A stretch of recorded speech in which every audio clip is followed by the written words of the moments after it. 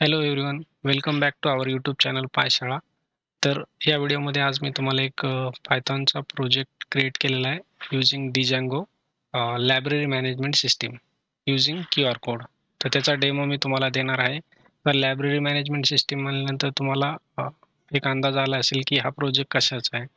तर सेम आपल्या लायब्ररीमध्ये जसं आपण कॉलेज लाईफमध्ये स्टुडंट असाल तर लायब्ररीमध्ये जातो, बुक इश्यू करतो आणि लायब्ररीयनकडे देऊन तो त्याची एंट्री करून घेतो. पण इथं त्याला मॅन्युअली कुठेही एंट्री करायची गरज नाहीये.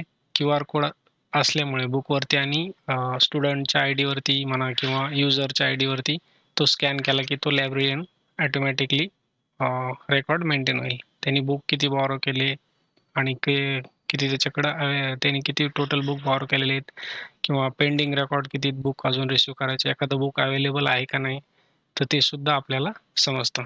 तर चला डेमो स्टार्ट करूया म्हणजे तुम्हाला समजेल. ओके. तर पायथॉनचा डिजँगो प्रोजेक्ट असल्यामुळे आपल्याला सुरुवातीला त्याला एक्झिक्यूट करावं लागेल. एक्झिक्यूट करण्यासाठी ही कमांड आहे Python manage .py run server आणि तो आपल्या लोकल होस्टवरती रन होतो. तर मी त्याला ब्राउझरमध्ये ओपन करतो ती वेबसाईट आपली. ओके. तर सुरुवातीला तुम्हाला दिसेल इथे लॉग इन करण्यासाठी जो काही लायब्ररीयन असेल त्याला लॉग इन करावं लागेल, स्टुडंटला नाही. कारण स्टुडंटला काही ॲक्सेस नाही. आपण हा जो डॅशबोर्ड आहे तो बनवलेला आहे लायब्ररीयनसाठी. तर तुमच्याकडं सुरुवातीला sign in log in ID password असेल लायब्ररीयनचा, तो टाकून तुम्ही ॲक्सेस करू शकता. तर सुरुवातीला एक रजिस्टर करूया. तुम्हाला रजिस्ट्रेशन दाखवतो आणि यामध्ये मी रजिस्ट्रेशन केल्यानंतर ईमेल व्हॅलिडेशन ईमेल जो असेल तो ईमेल तुमच्या ईमेल आयडीला जाणार. तुमच्या इन द सेन्स लायब्ररीयनच्या ईमेल आयडीला जाणार आणि तिथे तो व्हेरीफाय करण्यासाठी एक लिंक देणार आणि ती लिंक क्लिक केल्यानंतरच त्याला ॲक्सेस भेटणार. त्याच्या आधी ॲक्सेस भेटणार नाही. तर सॅम्पल आपण तयार करूया. एका प्लेयरचं नाव घेऊया की महेंद्र माही धोनी माही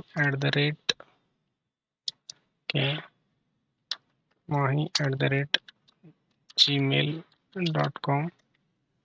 त्यानंतर माहीचा फोन नंबर माझ्याकडे आहे बघा 99. तुम्हाला पाहिजे असेल तर घेऊन टाका. 12345778. ओके. हा त्याचा ईमेल आहे आणि फोन नंबर आहे माही @123 123. ओके. रजिस्टरवरती क्लिक करूया. Okay. Password and confirm password not match. Okay. Let's capital small झालं वाटतं.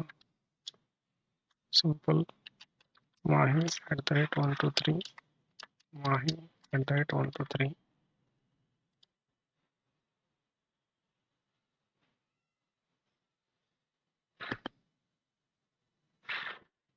Okay, thank you for registering with us. We have sent a verification email to your email address. ह्या email ॲड्रेसवरती आणि verify करा. तर बघा मी गुगलचं log in आपण use केलेलं आहे. तर इथून आपला ईमेल ID ह्या ईमेल आयडीवरून माझा मेल सेंड होतो. ओके. तर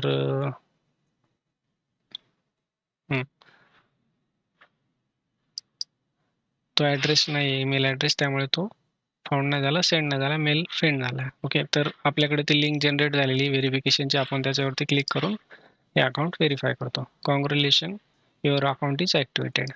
तर आपण टाकूया माही @gmail.com अँड पासवर्ड काय त्याचा माही @123. ओके. तर बघा इथं वेलकम टू आलेलं आहे, तुम्हाला दिसेल. ओके. तर हा आहे लायब्ररीयनचा डॅशबोर्ड. तर यामध्ये वेगवेगळे मेनू आहेत.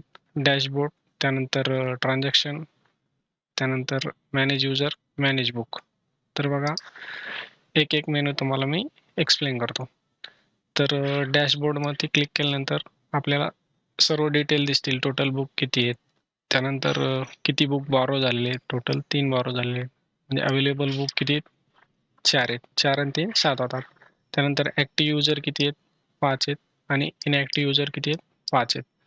म्हणजे 5 युजरने बुक रिसीव्ह केलेले आणि 5 जे आहेत त्यांनी एकही बुक बॉरो केलेलं नाही. ओके, म्हणजे घेतलेलं नाही आहे. तर ही सिंपल इन्फॉर्मेशन आहे आपली. तर ॲक्टिव्ह युजर कोणत्या याच्यावरती क्लिक केलं तर युजरच्या मॅनेज युजरच्या लिंकवरती आपण जातो. ओके, डॅशबोर्डवरती इथून पण जाऊ शकता किंवा इथून पण जाऊ शकता. तर मॅनेज युजरवरती पहिल्यांदा सुरुवातीला जाऊया. तर बघा, हां, तर मॅनेज युजर म्हणजे काय, जो काही स्टुडंट असेल किंवा ॲक्सेस करणारा व्यक्ती असेल लायब्ररीला, तर त्याचं डिटेल आपण इथं फिल करतो. जसे की टोटल आपल्याकडे किती युजर आहेत, 10 युजर आहेत. हे ॲक्टिव्ह आणि इनॲक्टिव्ह टोटल 10. तर मॅनेज युजरवरती जा, तर इथं टोटल 10 रेकॉर्ड दिसतील. तर हे इथं रेकॉर्ड दिसतो त्यांचा. जर तुम्हाला एखादा न्यू युजर ॲड करायचा असेल, let's suppose we will add new user. त्याचं नाव देऊ रोहित शर्मा. रोहित 23@gmail.com. त्याचा ॲड्रेस असेल मुंबई आणि फोन नंबर असेल त्याचा 7712345678. ओके, रोहितचा रेकॉर्ड क्रिएट झाला. ओके, तर आता बघा टोटल डॅशबोर्डवरती जाऊ आपण. ॲक्टिव्ह 5 होते, इनॲक्टिव्ह 6 झाली, कारण रोहितने कोणताही रेकॉर्ड रोहित शर्माचा कोणताही बुक बॉरो केलेला नाही, त्यामुळे तो इनॲक्टिव्ह दिसतो. तर त्याचा QR कोड ऑटोमॅटिक जनरेट झालेला आहे. तर हे बॅकग्राऊंडला QR कोड ऑटोमॅटिक जनरेट होतात. त्याचं तुम्हाला मी प्रोजेक्ट डायरेक्टरीमध्ये दाखवतो. ही आहे आपली प्रोजेक्ट डायरेक्टरी. त्यामध्ये मीडियामध्ये user profile. Okay, sorry, user QR code. इथं बघा, आपण जो काही नंबर टाकला होता त्याचा QR कोड इथं जनरेट झालेला आहे. हा QR कोड रोहित शर्माचा जनरेट झालेला आहे. आता टोटल इथं किती QR कोड आहेत? 14. Let's create one more. Let's add one more account. इथं 14 आहेत बघा टोटल QR कोड. तर आपण एक अकाउंट ॲड करूया परत. Add new user.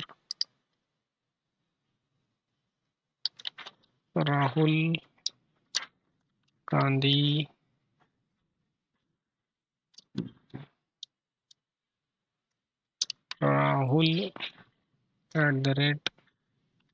@gmail.com. Address असेल त्याचा दिल्ली आणि फोन नंबर राहुलचा 99662244. ओके, हा त्याचा फोन नंबर आहे. ओके, तर राहुल्स रेकॉर्ड ॲडेड.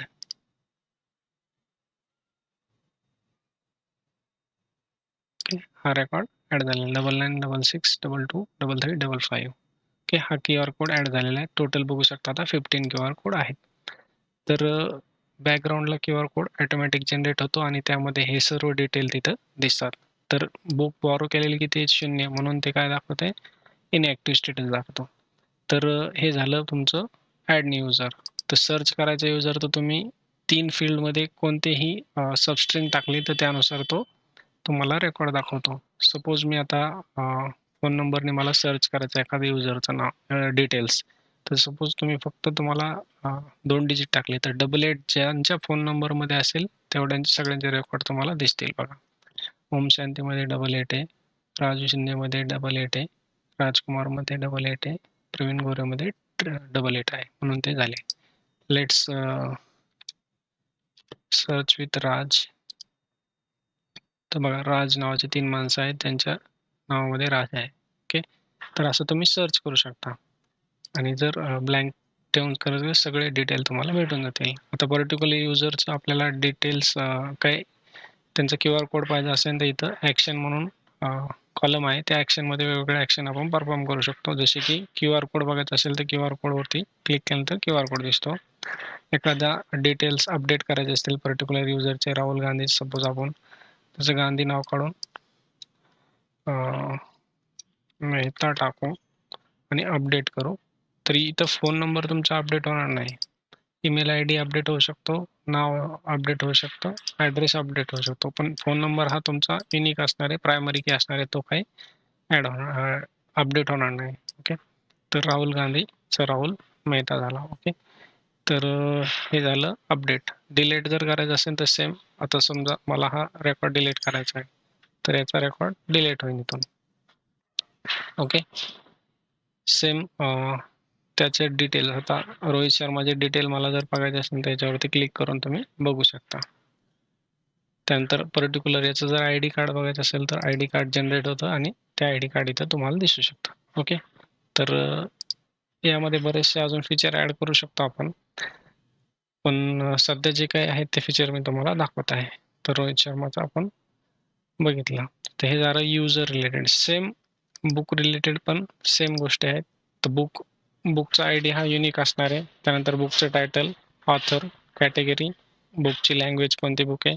त्यानंतर फिजिकली तुम्ही बुक कोणत्या रोला ठेवलेलं आहे, कोणत्या रॅकमध्ये ठेवलेलं आहे, त्याचा डिटेल तुम्ही इथे ॲड करू शकता. त्यानंतर ते बुक अवेलेबल आहे का नाही त्याचं स्टेटस पण आपल्याला इथं दिसतं. सपोज एखादा विचारतोय मृत्युंजय आहे का अवेलेबल, तर सर्च करणार तो मृत्युंजय किंवा पार्टनर नावाचं बुक आहे, ते अवेलेबल आहे का नाही. लय मोठे बुक, जास्त बुक असल्यावर त्यावेळेस तुम्हाला इथं दिसणार नाही. त्यावेळेस तुम्ही सर्च करून चेक करून सांगू शकता it is not available, somebody already it's borrowed. Okay. Same action बुकच्या आपण क्यू आर कोड बघायचा असेल तर क्यू आर कोड दिसतो. त्यानंतर बुक डिटेल काय अपडेट करायचे तर आपण बुक डिटेल अपडेट करू शकतो. डिलीट करायचं असेल बुक तर बुक डिटेल डिलीट करू शकतो. तर व्ह्यूमध्ये तुम्ही बघू शकता हे बुक आहे. ओके.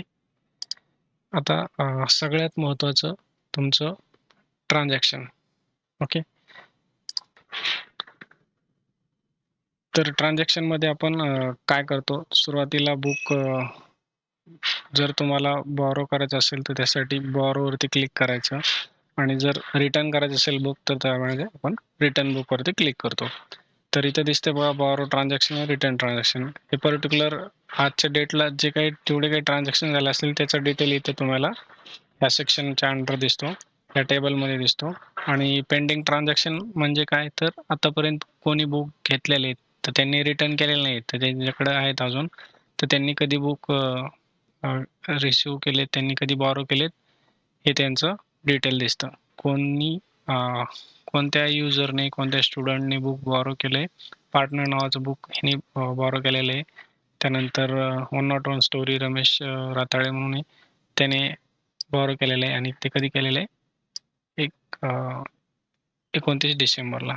आणि त्याचा लायब्ररीयन कोण होता, पायशाळा होता. तर त्याचे डिटेल आपल्याला इथे दिसतं. तर सुरुवातीला बघा आपण एक ट्रान्झॅक्शन तुम्हाला दाखवूया. हे सगळ्यात महत्त्वाची फीचर म्हणू शकता क्यू आर कोड बेस्ड. तर बॉरो करण्यासाठी तुम्हाला बॉरो बुकवरती क्लिक करावं लागेल.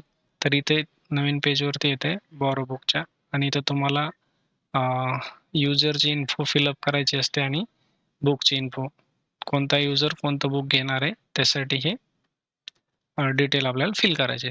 तर इथं ऑप्शन जसे की मी सुरुवातीला सांगितले, तुम्ही मोबाईल नंबर टाकून पण बुक बॉरो करू शकता. जर युजरला स्कॅन करायचं नसेल तर मोबाईल नंबर त्याचा विचारून तुम्ही टाकू शकता, त्याचे डिटेल तुम्हाला इथं भेटून जातील. किंवा स्कॅन बटनवरती क्लिक करून पण तुम्ही स्कॅन करू शकता. सेम बुकचा आय डी क्यू आर कोडच्या खाली तुम्ही तो क्यू आर कोड प्रिंट केलेला असेल, तो चिटकवलेला असेल तुमच्या बुकवरती, तर तो बघून तुम्ही टाकू शकता. किंवा स्कॅन करायचं असेल तर डायरेक्ट स्कॅन पण करू शकता. तर एवढे इझी आपण करू शकतो. तर सुरुवातीला एक युजरची इन्फो आणि बुकची इन्फो, माझ्याकडे हार्ड कॉपीचा क्यू आर कोड नसल्यामुळे मी सुरुवातीला फोटो काढून घेतो आणि तो आपण इथं स्कॅन करूया. त्यानंतर फोन नंबर डायरेक्ट टाकला तरी डिटेल येतात. जसे की एका युजरचा फोन नंबर सपोज हा आहे 7858, तर त्याचे डिटेल ऑलरेडी फिल झालेले. असं पण तुम्ही करू शकता. त्यानंतर ओके, पहिल्यांदा मी एक युजरचा क्यू आर कोड स्कॅन करतो. लेट सपोज राजू शिंदेचा क्यू आर कोड इनॲक्टिव्ह आहे, त्याच्या नावावरती 0 बुक आहे. ओके.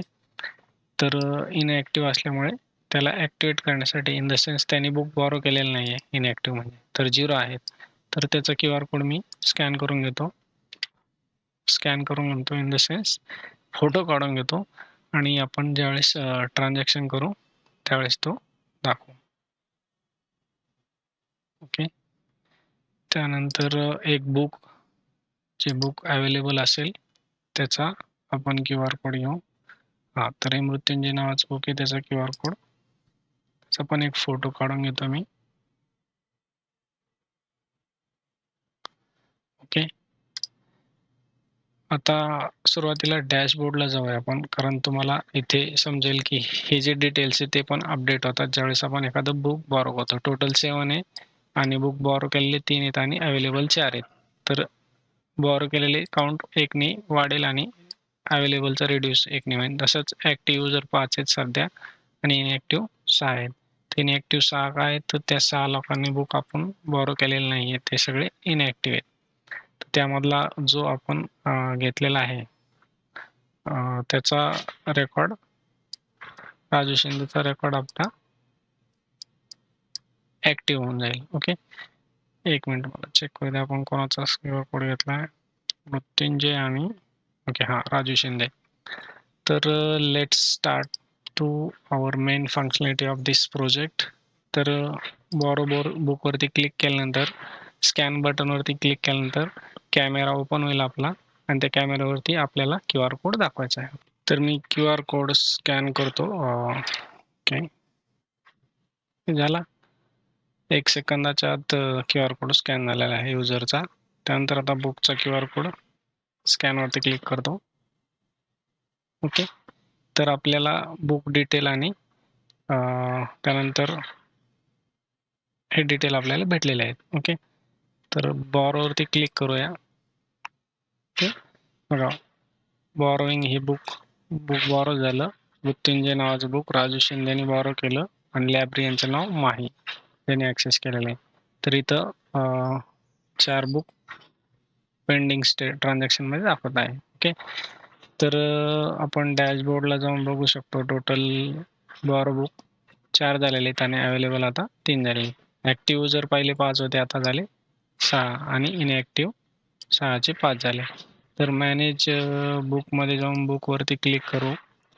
तर बघा, मृत्युंजय नावाचं बुक सुरुवातीला अवेलेबल आता इनअवेलेबल झालेलं आहे, नॉट अवेलेबल झालेलं आहे, सॉरी. ओके. तर हां, तर राजू शिंदेने ते बुक सुरुवातीला घेतलं होतं, 0 होतं, तर आता 4 दाखवत आहे. ओके. अजून एकदा जाऊन आपण मॅनेज युजर ट्रान्झॅक्शनमध्ये गेलो, बॉरो बुकला क्लिक केलं आणि याचं जर राजू शिंदेचा फोन नंबर टाकला तर इथं बघा नंबर ऑफ बुक बॉरोड ते दिसतंय, 1 दिसतंय. ओके.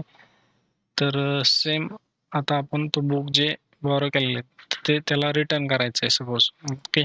तर तो कसं करणार, ट्रान्झॅक्शनमध्ये जाणार, परत रिटर्नवरती लायब्ररीयनकडे येणार तो बुक आणि लायब्ररीयनकडे तो स्कॅन करणार. तर QR कोड स्कॅन केला की तुमचा बुक स्कॅन होणार आणि रिटर्न होणार. रिटर्नवरती क्लिक केलं की रिटर्न दिसणार. ओके. तर हे झालं रिटर्नवरती. ओके. तर इथं रिटर्न केल्यानंतरचं ट्रान्झॅक्शन इथे दिसत नाही आहे, ते चेक करावं लागेल. परत एकदा ट्रान्झॅक्शनवरती क्लिक करूया. तर बघा, हां, तर 3च बुक दाखवते. मृत्युंजय रिटर्न झाले त्यामुळे पेंडिंग ट्रान्झॅक्शनमध्ये अवेलेबल ते दाखवणार नाही. ओके. डॅशबोर्डवरती परत गेलं तर बॉरो बुक आता झाले बघा 3 आणि अवेलेबल 4 झाले. ॲक्टिव्ह युजर पहिले 5 होते, आता परत 6 झाले. ओके. तर असं ट्रान्झॅक्शन तुम्ही करू शकता. यामध्ये बऱ्याचशा गोष्टी आपण बऱ्याचशा फीचर ॲड करू शकतो. तर जशी गरज पडेल तशी तुम्ही ॲड करू शकता. जर तुम्हाला याचा प्रॉपर इम्प्लिमेंटेशन ह्या प्रोजेक्टचं व्हिडिओ पाहिजे असतील तर कमेंट करा. आपण त्याचे नक्कीच एक व्हिडिओ सीरीज बनवू. स्टेप बाय स्टेप त्यांचा कसं तुम्ही ऑथेंटिकेशनचं केलेलं आहे. त्यानंतर यामध्ये वेगवेगळ्या गोष्टी कशा ॲड होतात ते सगळं आपण बघू शकतो. ओके. फॉरगॉट पासवर्ड सर्व. ओके. तर व्हिडिओ आवडला असेल तर लाईक करा, शेअर करा तुमच्या मित्रांसोबत आणि जर काही डाऊट असतील तर कमेंट करा. Thank you for watching. Bye bye.